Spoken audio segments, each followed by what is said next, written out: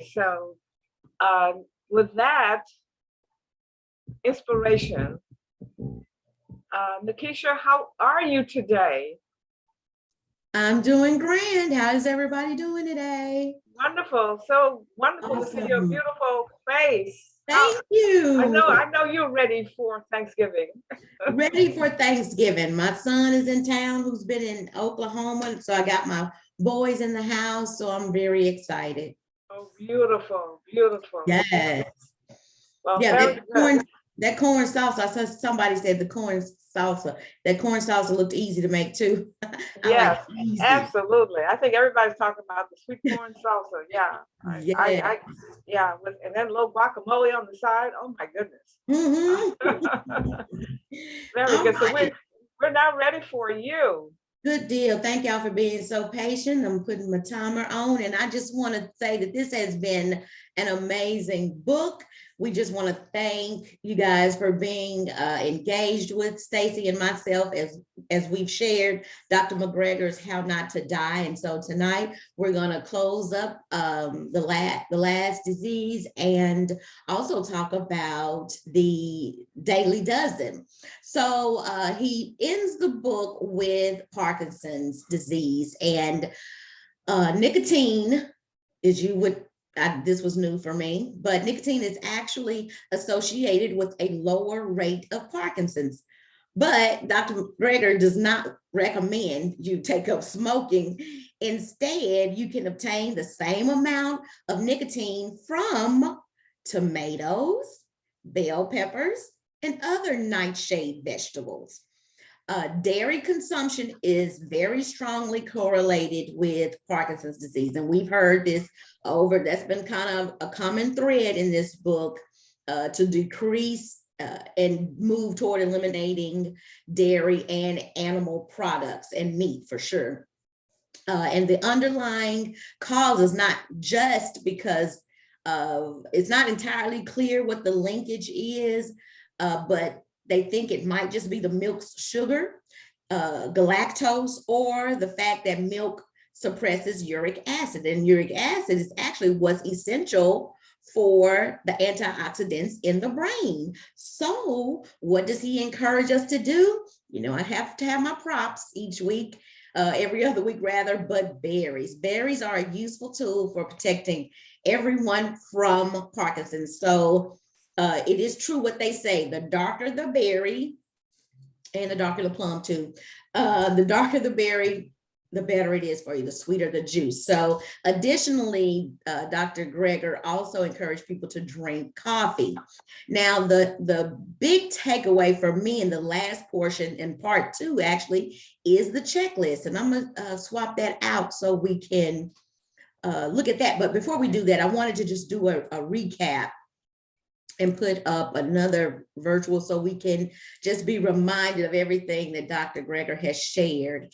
And so just to recap about the book, if you have not done any more work than this, definitely go through the Daily Dozen or the foods he says will prevent and even reverse the top causes of death. So let's just recap the 11 best lessons of the book.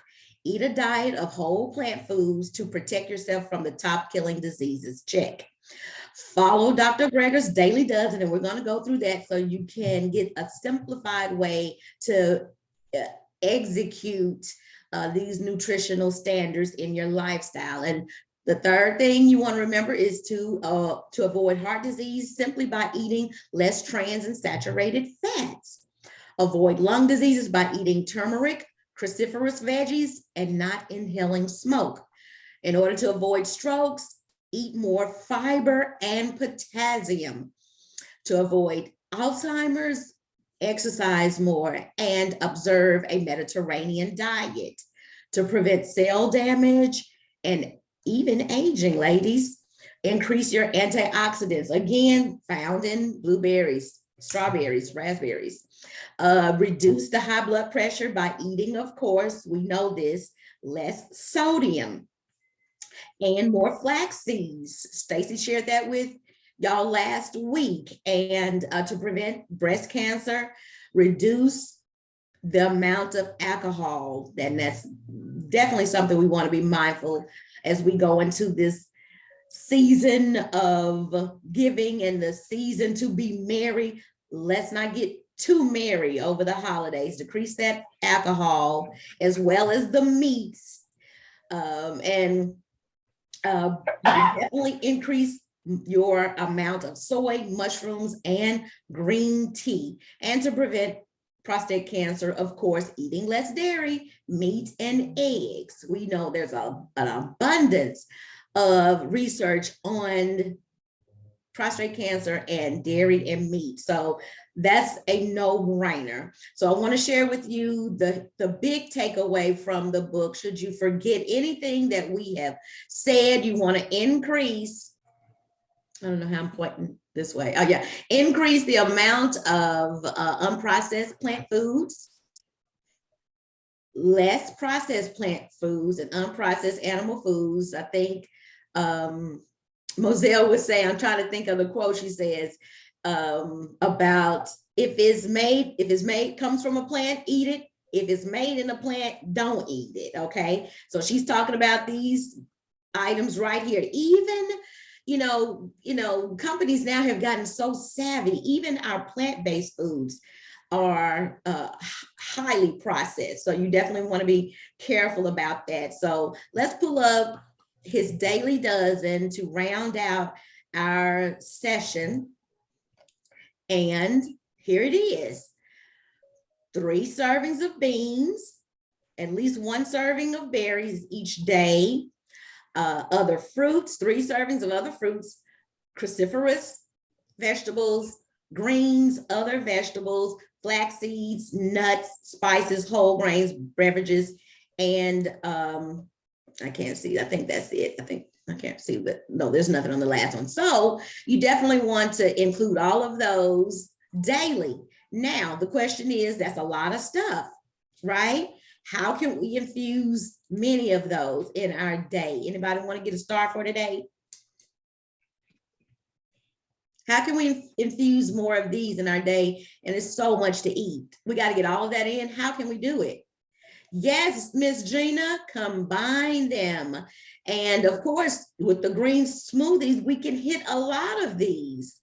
Green smoothie, yes, Amy, we can combine a lot of these just by including some of them in the green smoothie. So we just want to thank Dr. Greger for going over and beyond and bringing the research together for us, so we won't have to combine it and do it ourselves. Do your due diligence, but this text is actually a great source of information on how we as a community can prevent and even reverse some of the top killing diseases. So thank you again, Moselle, for letting me share. And with that, I'll turn it back over to you.